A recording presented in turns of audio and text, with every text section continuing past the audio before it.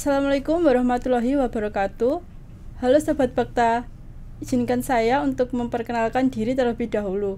Saya Luki Widyastuti dari angkatan tahun 2020 S1 Keperawatan. Di sini saya akan memperkenalkan narasumber kita untuk perbincangan kita pada siang hari ini. Selamat siang Dr. Wahyu dan Pak Rian. Selamat siang. Baik, sebelum kita memulai perbincangan, boleh silahkan untuk Dr. Wahyu untuk memperkenalkan diri. Terima kasih. Saya Dr. Wahyu Sri Astuti SKP MKes.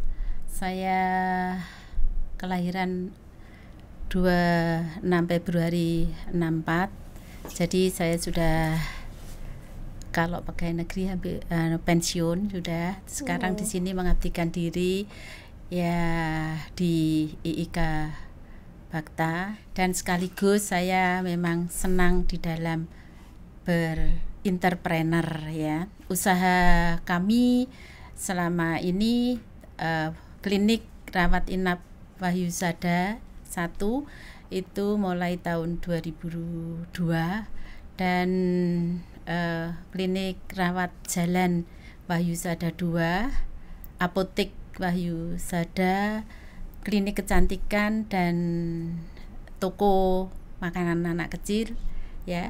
Yang kalau di desa ya ada tani ya, usaha pertanian.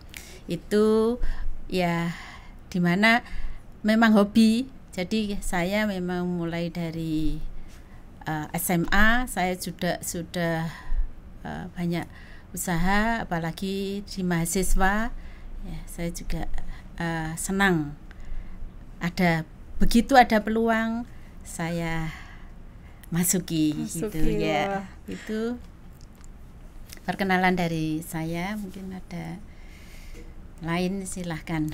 Wah, sangat keren sekali ya Bu. Itu dengan usaha sebanyak itu pengelolaannya seperti apa Bu? Ya, kalau pengelolaan yang utama pengelolaan itu kita rencanakan ya, pasti semua itu ada suatu ya planningnya ya. Saya memang sejak dulu suami saya juga senang berbisnis juga atau entrepreneur ya, biarpun itu kecil-kecilan ya. Tapi memang kalau namanya bisnis atau entrepreneur itu tidak ada yang langsung besar ya. Betul Jadi sekali. ya mesti kecil, dan yang utama disenangi ya, disenangi. Dan saya dari SMP SMA itu suka ya. Orang tua saya juga seorang yang suka entrepreneur, bukan iya. Pengusaha lah, toko kecil gitu. Dulu itu sejak kecil saya sudah, jadi saya senang kenal orang itu selalu tukar pendapat, mencari apa dia usahanya nanti yang bagaimana gitu. Jadi ingin tahuan inilah yang menyebabkan ya mungkin saya jalan itu agak mudah, karena mungkin dibantu oleh orang-orang yang kenalan itu. Berarti mulai dari kecil memang sudah terbiasa usaha, jadi ketika lulus kuliah sudah tahu ya Bu jalannya. Iya. Sebetulnya ya tidak setelah lulus, jadi mahasiswa saya itu juga suka.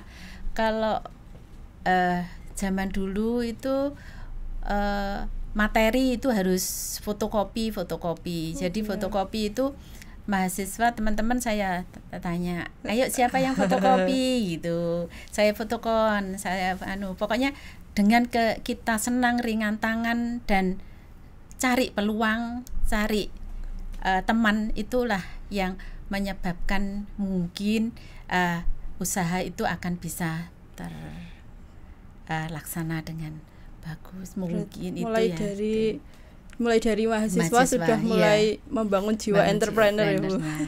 Ya, siapa kakak kelas gitu ya kenalan, Mbak ini bagaimana, oh skripsi ini tak ketikkan aja gitu. Gitu. Ya saya ketikkan saya ini gitu. Jadi saya niat saya ya sekaligus untuk usaha, sekaligus saya pinter belajar ya, belajar dari kakak kelasnya yang itu. Jadi saya terima job-job itu. Kalau ini dulu bahasa Inggris, kak ini tak terjemahkan, padahal kita sendiri ya masih belajar gitu. Jadi kepercayaan diri itulah yang bisa menyebabkan betul. Juga bisa mudah untuk melangkah berikutnya. Terima kasih ya Bu Wahyu. Jadi begitu teman-teman, mulai dari kecil dulu usaha itu, tidak bisa langsung jadi besar ya Bu Wahyu. Ya dulu ceritanya kalau dari hal yang sangat ini seperti mungkin masnya itu, saya awal lulus itu udah disuruh ngajar ya, disuruh jadi dosen di dulu itu Akper gitu ya, karena kita juga lulusan Akper ya. Saya dulu D3 ya, jadi suruh ngajar. Zaman dulu kan masih jeruk ya? Makan jeruk ya. Jadi D3 ngajar D3 gitu. Terus itu kalau saya pagi kerja, sore ke pendidikan. Kalau sore kerja, pagi saya di pendidikan. Kalau libur full saya di pendidikan. Dan kenapa kok saya bisa double? Ya. Kenapa saya bisa double? Karena saya baik dengan temannya. Jadi kalau Mas, aku tuker dulu ya dinasnya gitu. Waktu dinas itu tuker, aku dinaskan. Nanti saya ganti untuk ini. Sehingga saya bisa full untuk waktu pendidikan di Akpernya gitu. Ada pelatihan apa. Prinsip saya, kesempatan hanya sekali. Betul. Ya, uang bisa dicari gitu. Ya. Begitu teman-teman, perkenalan dari Dr. Wahyu. Selanjutnya untuk Pak Rian nih. Pak Rian ini boleh diceritakan Pak pengalamannya di dunia kesehatan, dan juga perkenalan dulu mungkin. Belum kenal belum, ya? Belum kenal. Nanti belum sayang Pak kalau belum kenal. Jangan disayang-sayang. Aduh, bahaya. Sudah ada yang nyayang. Oke, assalamualaikum. Nama saya Rian Rudi Cahyono, sarjana keperawatan nurse. Saat ini saya bekerja di RSUD SLG Kediri di bagian poli bedah. Selain itu mungkin kegiatan yang lain saat ini saya ya praktek mandiri, juga kegiatan-kegiatan yang lain. Kalau dibandingkan Bu Wahyu jauh sekali ya. Kita masih merintis aja sedikit, dan kemarin ya istilahnya masih mencari-cari Bu, istilah usaha apa yang cocok buat kita anak muda. Nah, itu benar kata Bu Wahyu tadi, setiap ada kesempatan jangan pernah disia-siakan. Betul. Istilahnya adalah kesempatan gak datang 2 kali. Kalau ada kesempatan, kita nggak ada salahnya kita untuk mencoba. Sikat aja ya Pak. Sikat aja, ngapain?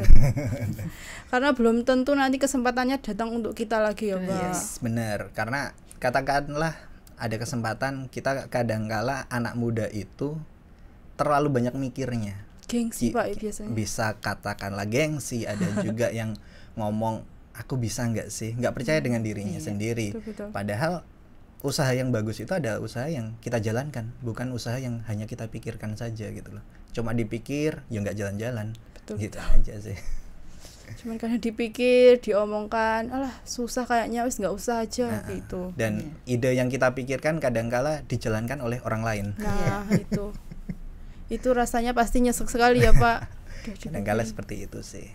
Kalau bidang usaha ya, kalau ingin entrepreneur tadi, kesempatan yang harus ini, dan kita juga harus cari peluang ya. Betul. Jadi itu teori SWOT itu tetap ada ya. Jadi cari apa sih, kita persiapkan diri kita mulai dari motivasi, bagaimana keilmuan kita. Ilmu tidak hanya di kampus, ilmu sosial, ilmu ya imtaknya ya.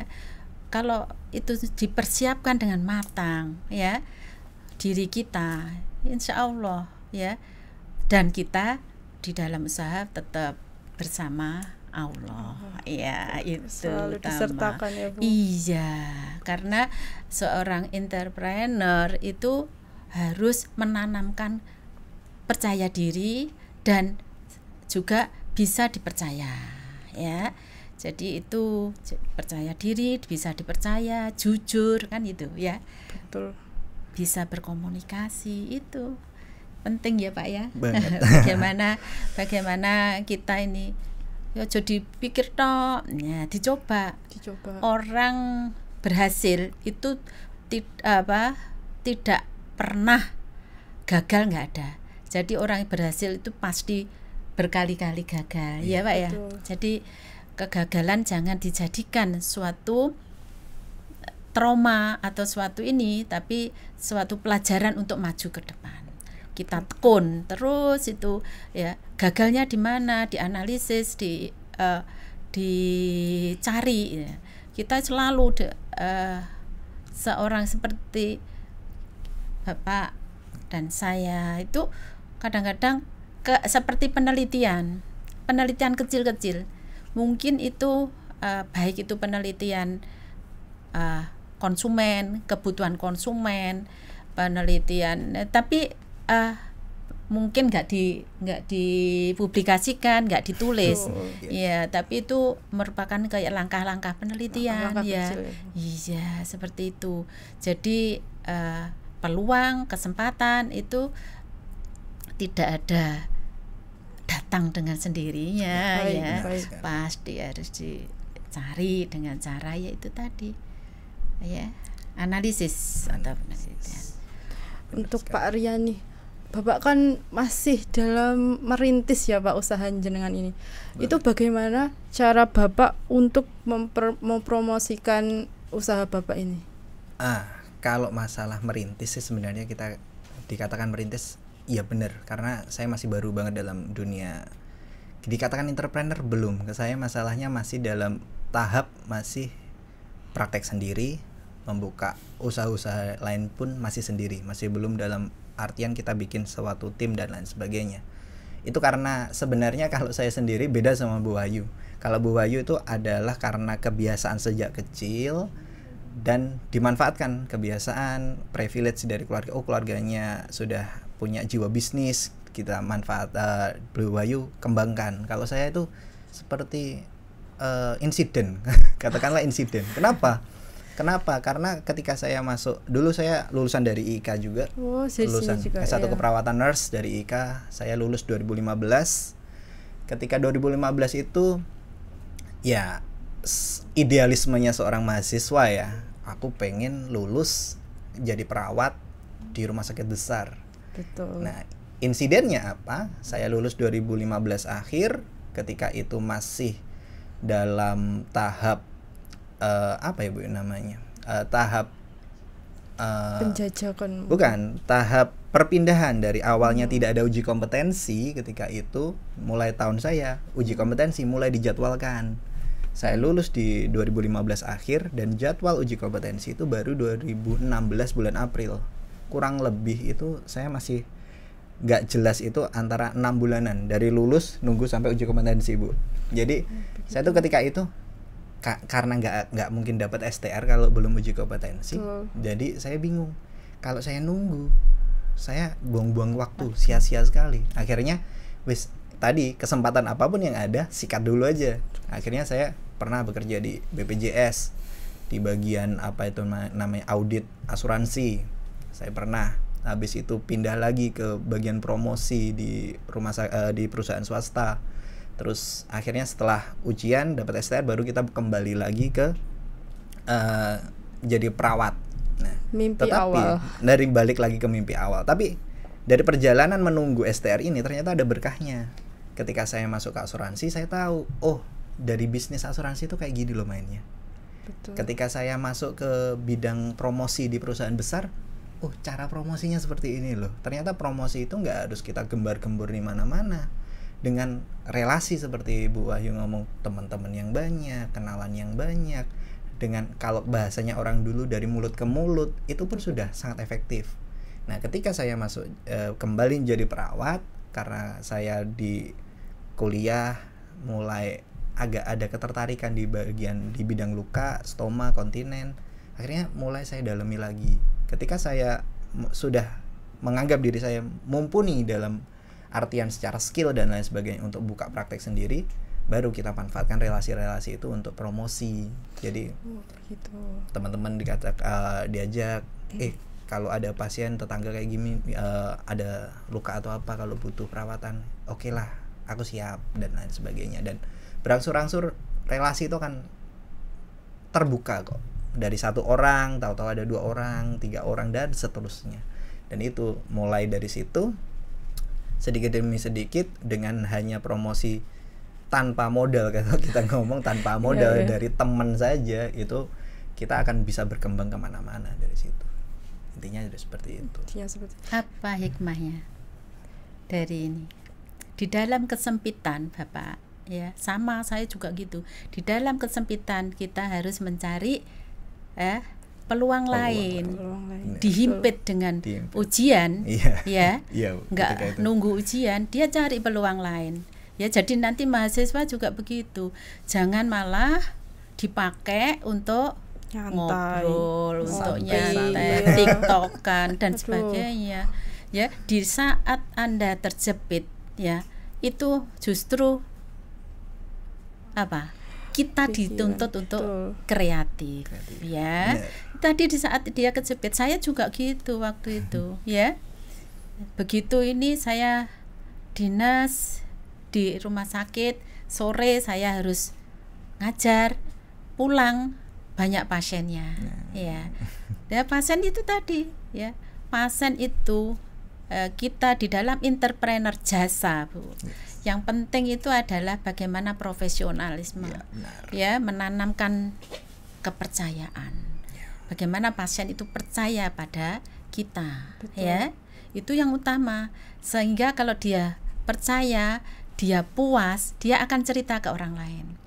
Ya, teorinya orang itu kalau puas akan bercerita kepada hanya 3, tapi tidak puas dia akan cerita 10 kali orang.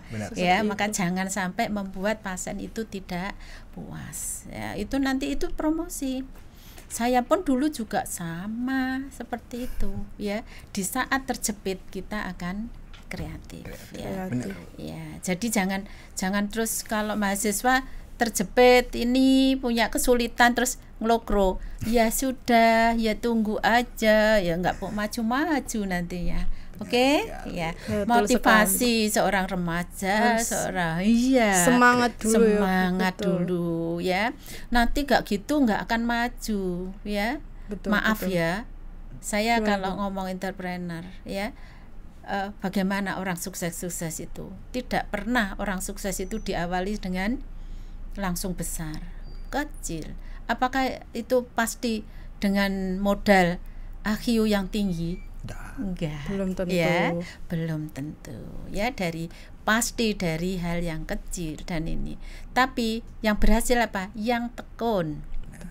Mau introspeksi, kreatif untuk maju terus. Berbicara tentang tekun, berarti tekun itu sama seperti konsisten, ya, Bu.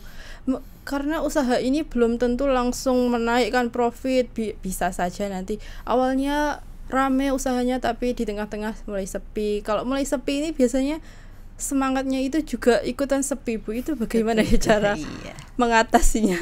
Ya, makanya kalau saya sih itu sama dengan orang lari. Orang kalau mau lari kencang, bagaimana? Ancang-ancangnya. Iya, ancang-ancang. Mundur dulu 1 langkah. Sama, suatu usaha itu juga begitu.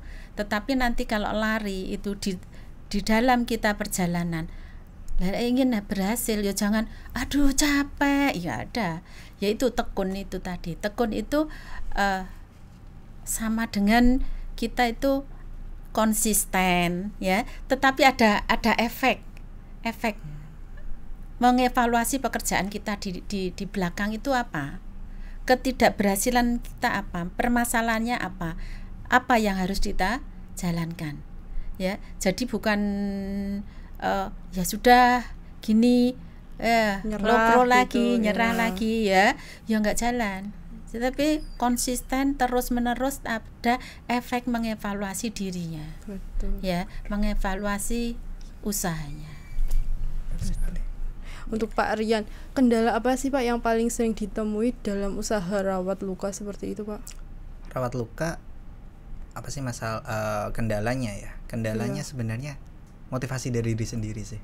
Kenapa? Karena secara teoritisnya luka itu sembuh bukan seperti halnya matematika. Kalau saya ngomong kayak gitu, kalau orang matematika 1 + 1 pasti 2. Pasti. Tapi kalau dalam dunia keperawatan luka, ketika saya mulai belajar, mulai ikut kursus dan lain sebagainya, ternyata faktor-faktor yang kasarannya yang menyumbang, memberikan sumbangsi terbesar dalam perawatan luka itu bukan malah perawatannya, tetapi faktor yang lain. Jadi hal-hal seperti itu kadangkala bikin kita itu, permasalahannya adalah kita angan-angannya pasien A dengan luka seperti ini kita kira-kira 3 bulan selesai deh. Ternyata di dalam perjalanannya ada masalah lain. Apakah gulanya naik, apakah malnutrisi, ataukah ada hal-hal yang lain. Itu membuat diri kita gagal lagi. Up and down dalam motivasi dalam diri perawatan luka itu kadangkala pasien tuh sebenarnya mayoritas pasien ngikutin apa yang kita omongin. Gambarannya seperti itu karena mereka fokusnya adalah sembuh. Tetapi dalam diri kita kan kita punya target nih. Kita punya goalsnya. Ini perawatan pasien seperti ini harusnya kira-kira secara teoritisnya 3 bulan selesai deh. Nah, kadangkala yang bikin motivasi turun, kendalanya adalah masalah yang timbul di pertengahan jalan. Akhirnya kendala-kendala kayak gitu tuh kadangkala kita permasalahannya adalah motivasi bisa turun, kita bikin menjelaskan ke pasien kenapa kok melambat penyembuhannya. Lah hal-hal kayak gitu kadangkala membuat kadangkala bikin pusing sedikit sih kayak gitu. Tetapi ya memang di sisi lain kendala-kendala itu membuat diri kita itu akhirnya mau belajar lagi. Betul.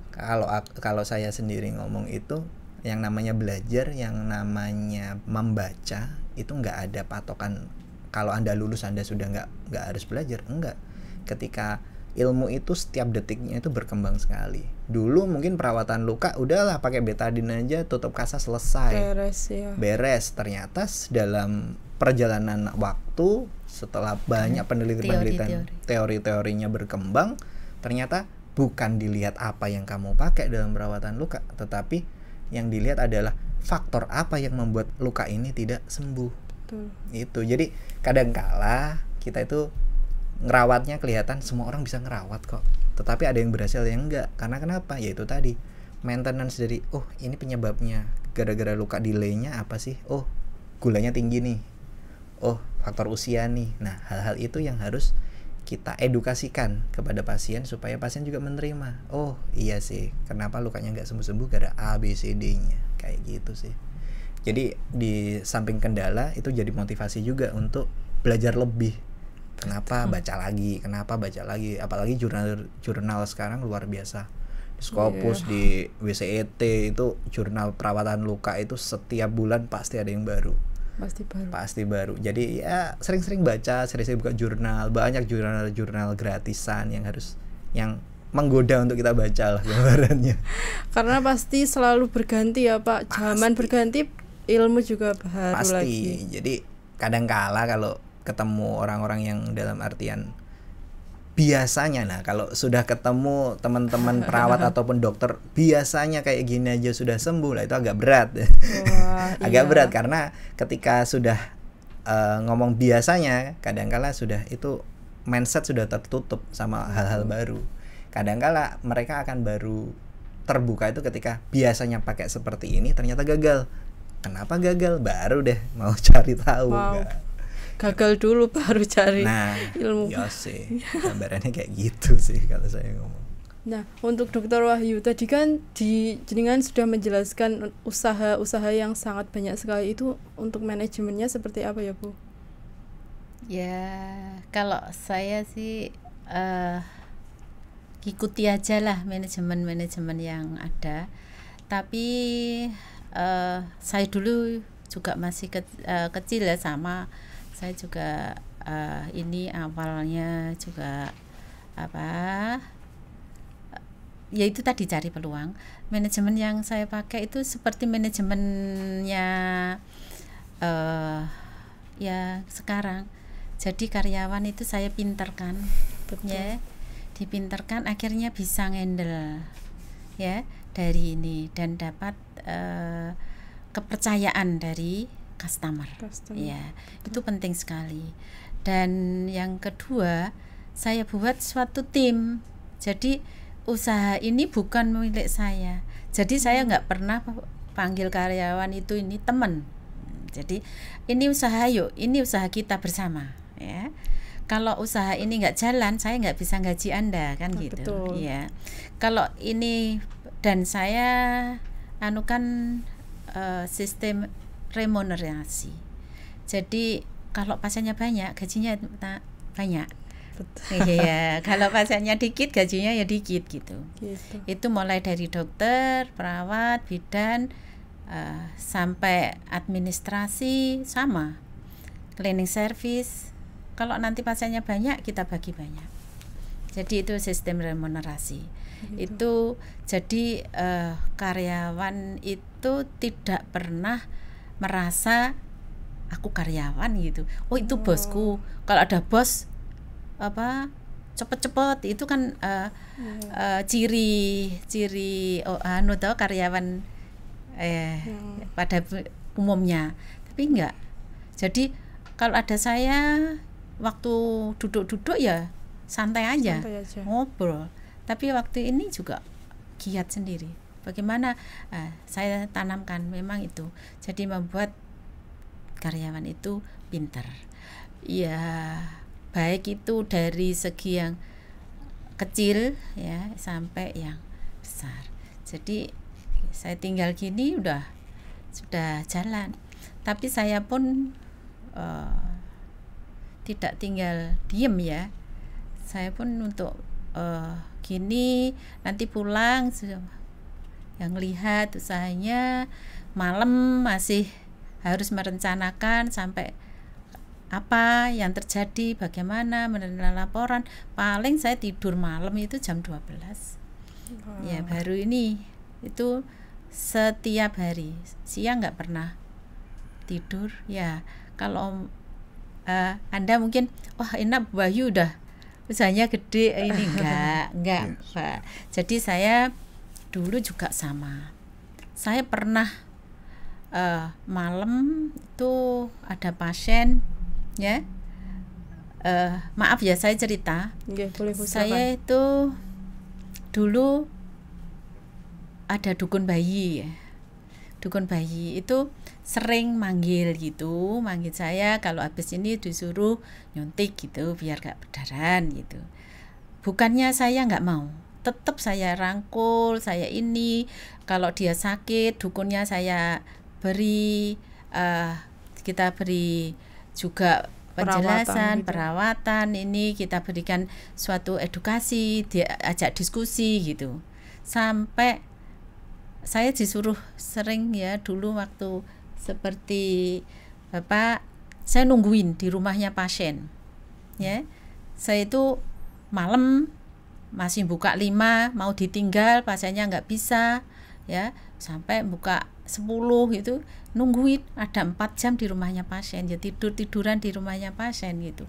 Itu sudah biasa. Jadi makanya kerja keras, ingin berhasil ya kerja keras, nggak ada langsung waduh ini langsung bagus, enggak, sama langsung gede tidak ya itu. Jadi memang dari kecil setelah saya rangkul orang ini akhirnya kan semua diberikan ya alat-alatnya, pasiennya kan. Perkembangan zaman dukun nggak laku lagi. Betul.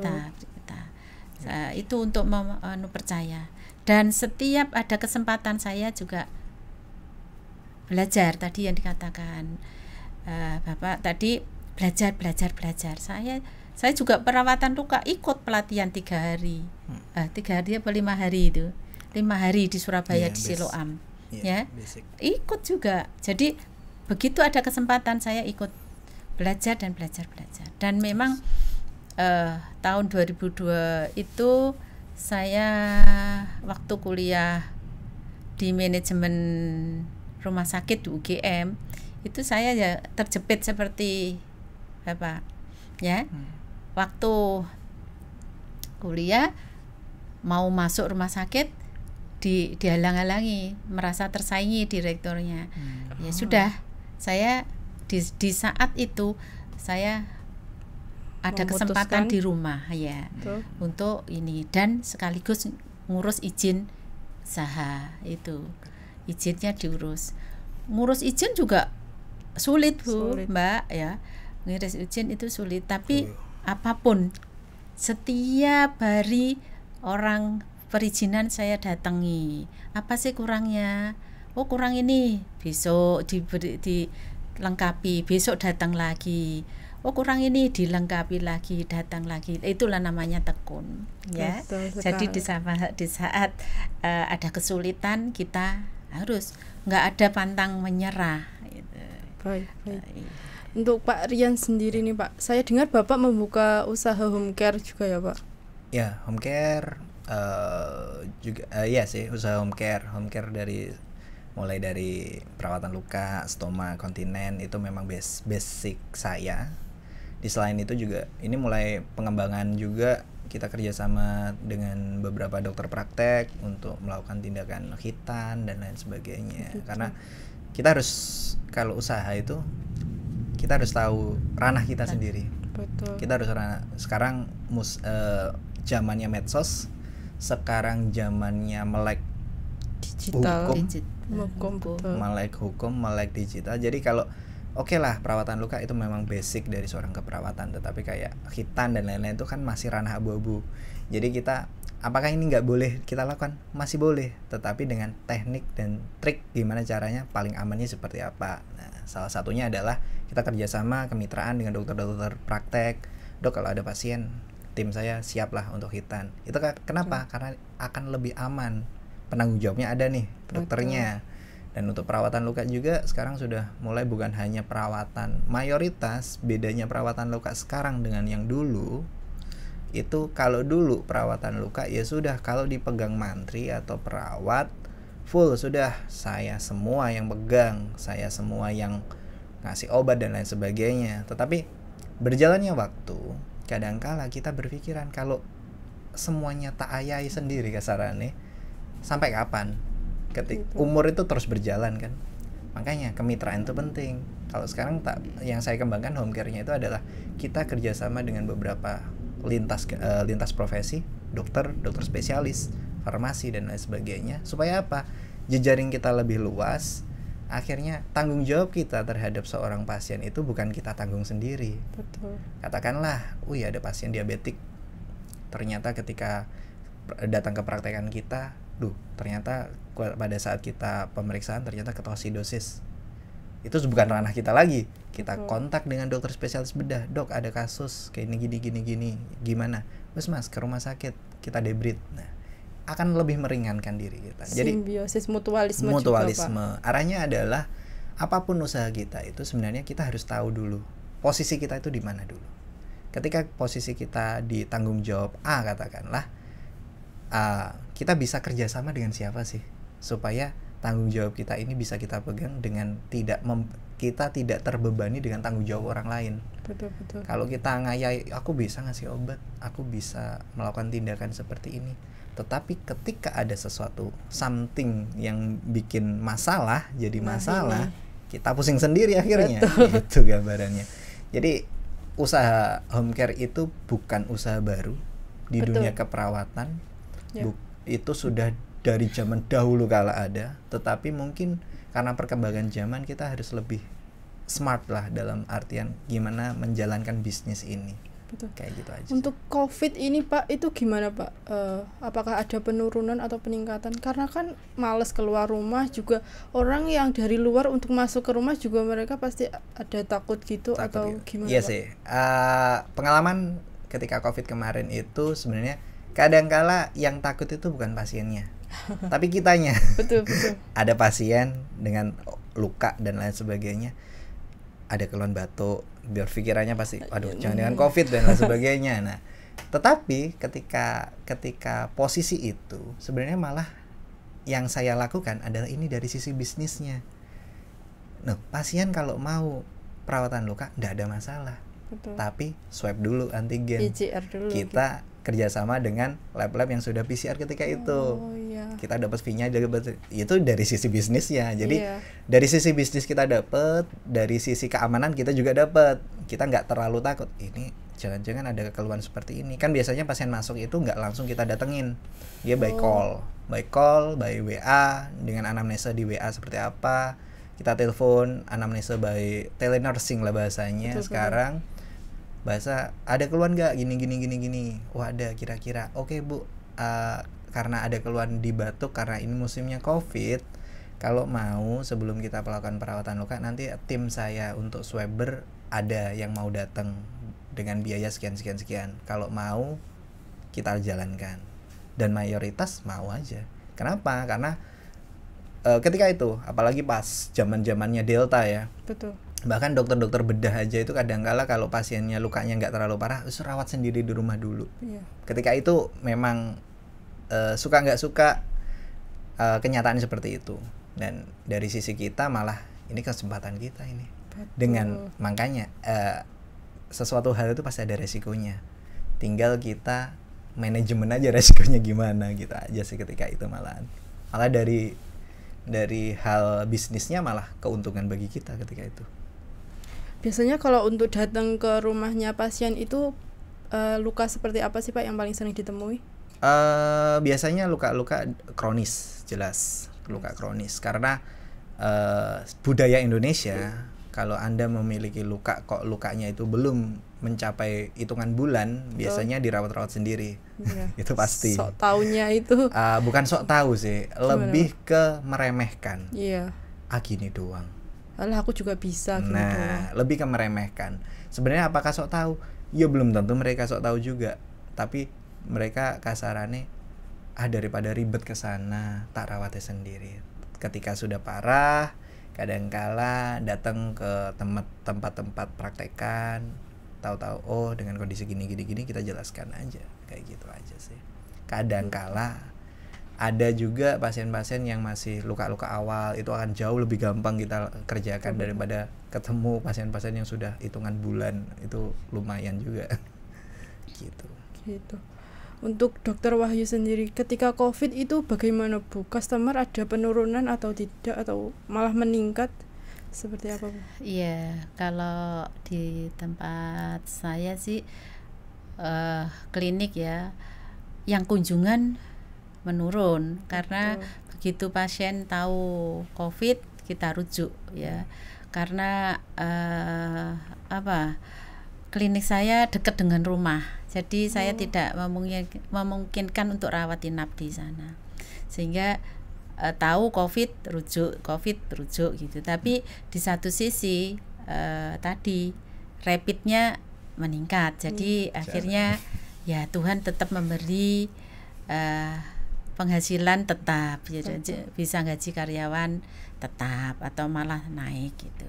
Jadi ya itu tadi kita tinjau gini, segi bisnis itu di satu sisi ya ada turun, harga kita turunkan, di satu sisi pasti kita ada yang dinaikkan. Betul. Ya, jadi nanti kalau mahasiswa mulai ingin berbisnis, modal utama analisis gitu ya.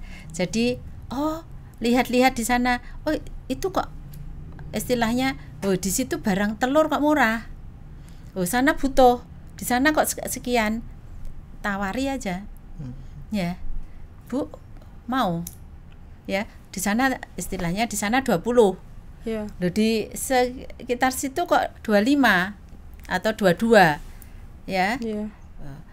Bu, yang 22 ditawari, Bu mau saya turunkan 21 Bu, Padahal kita ambil dari yang sana 20 kan 20.000 1.000 ya. Dapat 1.000. Dapat 1.000. 1.000 lek 10 kan 10.000. Benar. Nah, itu sehari. Kalau berhari-hari, kalau itu 1, kalau 2, kalau 3, 4. Nah, gitu.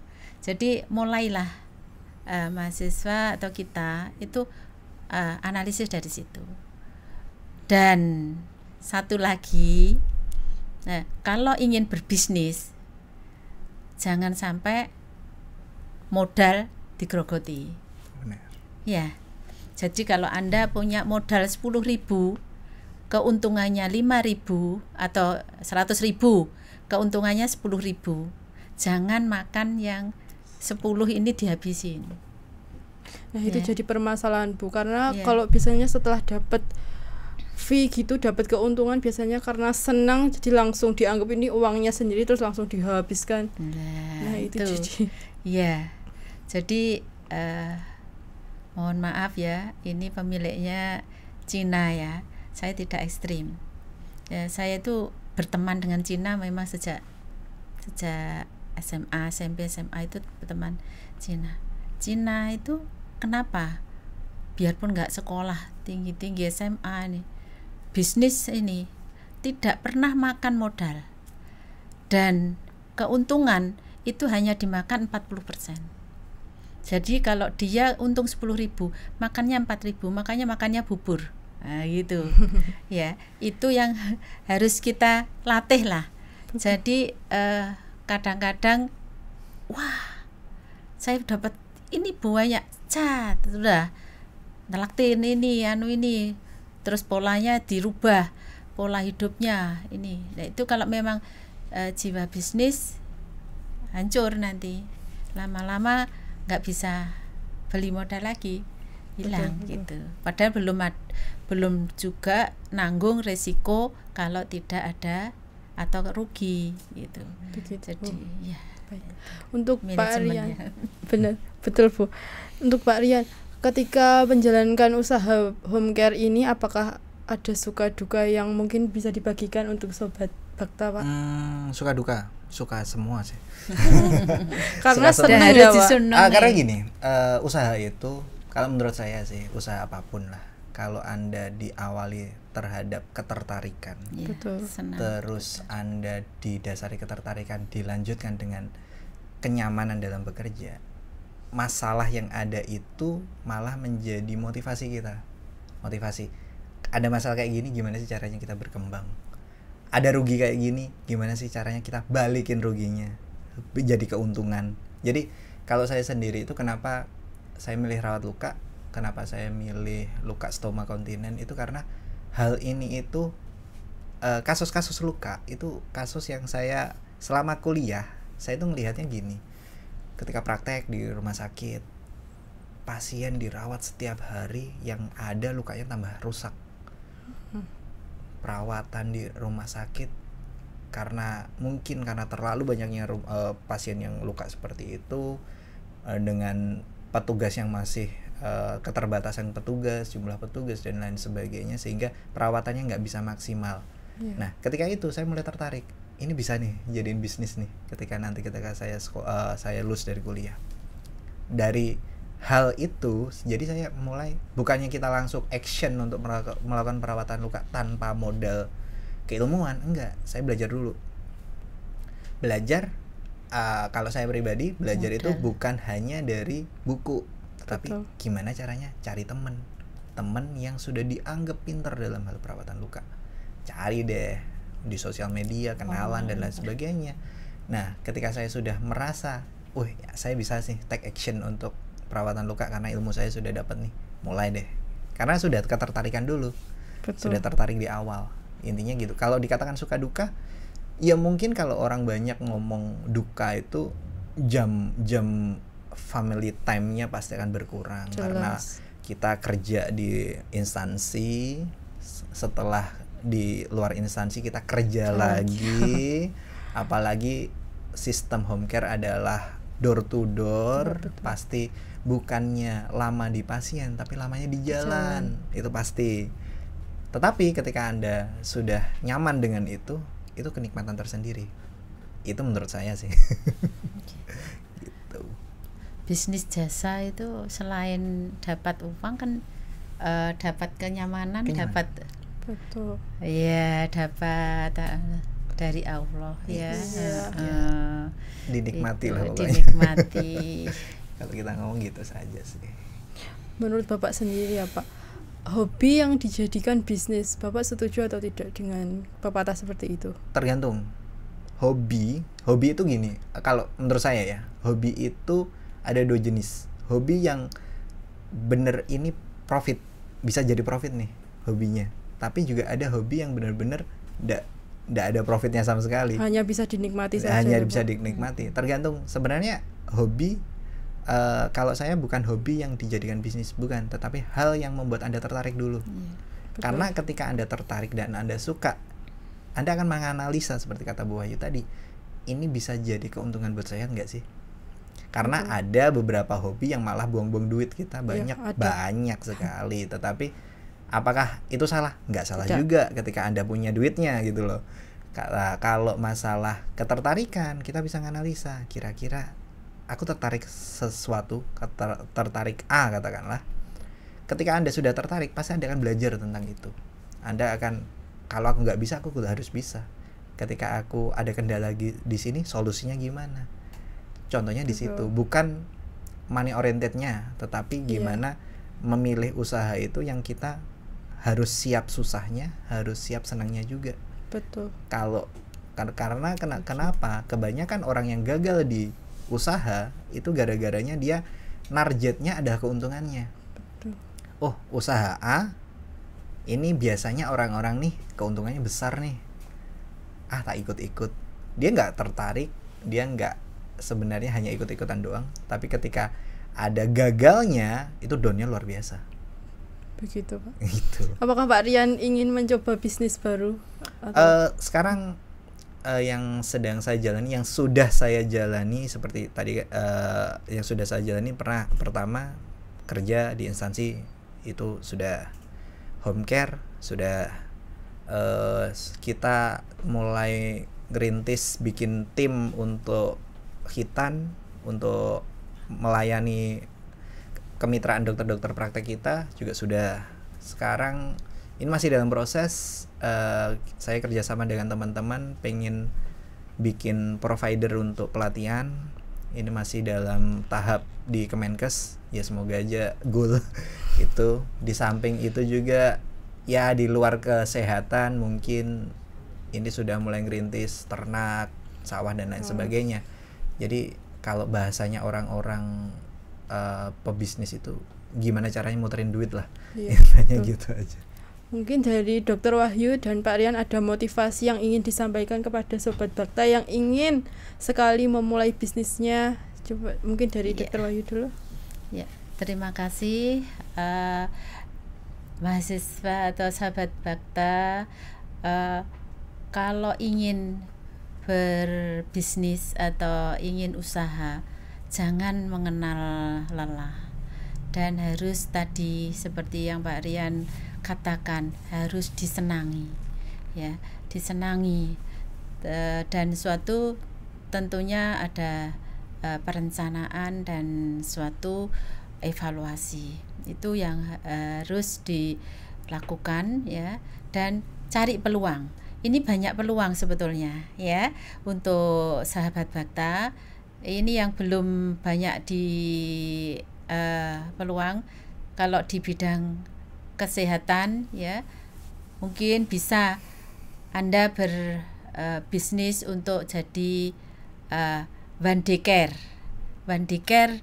bayi, one day care orang tua lansia, ya, yang nantinya di situ one day care itu sekarang kan banyak masyarakat anaknya kerja, ya, menantunya kerja sehingga tidak bisa merawat orang tuanya, padahal dia di dalam keyakinannya harus merawat orang tuanya. Jadi ini adalah suatu peluang bisnis, yaitu one day care. Ini yang harus ini sekaligus kalau itu dilandasi dengan iman, kita bimbing dia, nanti orang-orang tua itu kita bimbing untuk menghadap lebih baik, untuk menghadap lebih banyak kepada Allah ya, atau kepada Tuhannya. Dan one daycare, penitipan bayi. Nah, itu juga ini sedang di ini. Dan banyak juga babysitter ya, babysitter itu bisnis babysitter. Bisa juga ini yang sudah lagi tren, apakah itu klinik kecantikan. Betul. Ya, itu juga tren. Nggak ada orang sekarang itu nggak pingin cantik kan ya, banyak semua orang semua ini pingin cantik. Nah, itu masa tren yang harus bisa dititi ya, atau dimulai ya.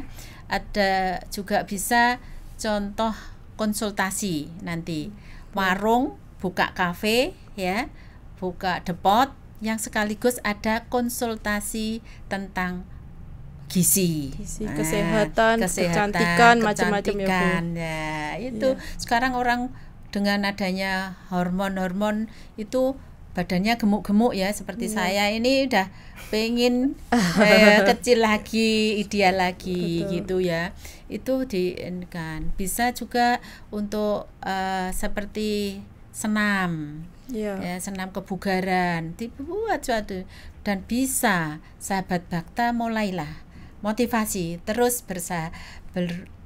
berusaha. Jangan sampai Anda diam-diam ya, nanti Anda akan menjadi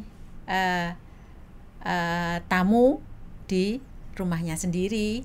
Banyak nanti orang luar negeri yang ke sini, banyak orang yang luar daerah ke Kediri atau ke daerah Anda jadi tamu ya, nggak bisa menjadi tuan rumah, yang tidak bisa menjadi pembisnis ya.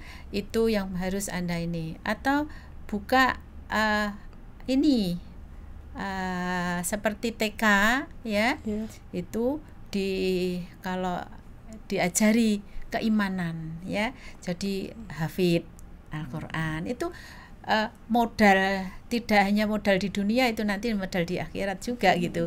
Itu pun gratis. Apakah itu tidak bisa dipakai suatu peluang bisnis? Bisa ya, masih bisa. Ayo kita terus berusaha jadi seorang entrepreneur.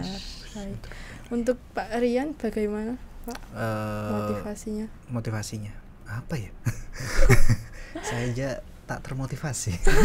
Ya enggak, kalau saya itu sebenarnya intinya kalau untuk mahasiswa, kalau dulu ketika saya masih kuliah di IKA itu mungkin seorang mahasiswa pasti idealisme tinggi. Saya pengen lulus, pengen kerja. Nah, tetapi targetnya adalah ketika kuliah bukan hanya keilmuan akademik keperawatan yang Anda dapatkan, tetapi Anda juga harus tahu kira-kira setelah lulus plannya kemana. Itu harus jenengan istilahnya jenengan tata mulai dari awal. Kalau pasti semua orang pengen entrepreneur, pasti semua orang pengen punya bisnis, tetapi tidak salah juga orang itu hanya berpikiran aku pengen kerja di ABC sebagai karyawan. Itu tidak salah, itu tidak salah.